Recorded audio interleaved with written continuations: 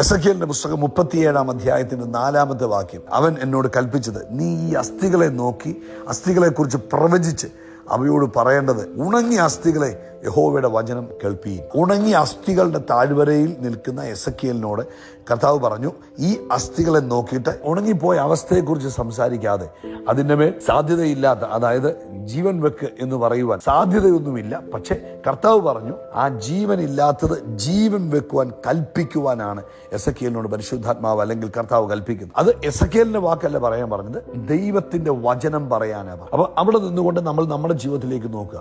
എല്ലാ ദിവസവും നമ്മുടെ മുമ്പിൽ നമ്മളും ഇതുപോലെ നിർജീവമായ പല സാഹചര്യങ്ങളെ നമ്മൾ ഫേസ് ചെയ്യും. റിപ്പയർ ചെയ്യാൻ കഴിയാത്തതായ പലതിനെ നമ്മൾ ഫേസ് ചെയ്യും. ഒന്ന് നമ്മുടെ വ്യക്തിപരമായ ജീവിതത്തിലായിരിക്കാം, നമ്മുടെ കുടുംബ ജീവിതത്തിലായിരിക്കാം, നമ്മുടെ സമൂഹത്തിലായിരിക്കാം, മറ്റുള്ളവരുമായിട്ടുള്ള ബന്ധത്തിലായിരിക്കും. പക്ഷേ ദൈവം എസെക്കിയേലിനെ ഇൻസ്ട്രക്ട് ചെയ്തതുപോലെ ഇന്ന് നമ്മളോടും കൽപ്പിക്കുന്നു, എത്ര നിർജീവമായ അവസ്ഥയാണെങ്കിലും അസംഭവ്യമെന്ന് പറയുന്ന സാഹചര്യമാണെങ്കിലും ദൈവത്തിന്റെ വചനവും ദൈവത്തിന്റെ വാഗ്ദത്തവും നമ്മൾ ആ സാഹചര്യത്തെ നോക്കി വിളിച്ചു പറയുവാൻ കർത്താവിന്റെ ആത്മാവ് നമ്മളെ ഓർപ്പിക്കുന്നു. നിങ്ങളുടെ ജീവിതത്തിലെ എന്ത് സാഹചര്യമായിക്കോട്ടെ പ്രിയപ്പെട്ടവരെ, എത്ര നിർജീവമായി പോയ സാഹചര്യമായിക്കോട്ടെ, നടക്കത്തില്ലെന്ന് പറഞ്ഞ സാഹചര്യമായിക്കോട്ടെ, ആമേൻ, അതിനെ നോക്കി ദൈവവചനം പറ. ദൈവവചനം എന്ന് പറഞ്ഞാൽ സത്യമാണ്.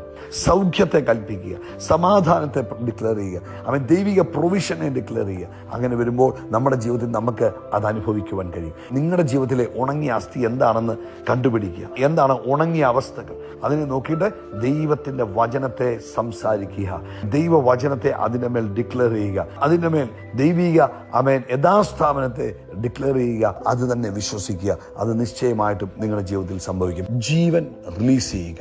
സാഹചര്യങ്ങളെ നോക്കി സാഹചര്യം പറയാതെ ദൈവത്തിന്റെ വചനമാകുന്ന സത്യം ആ സാഹചര്യത്തെ നോക്കി വിളിച്ചു പറയുക.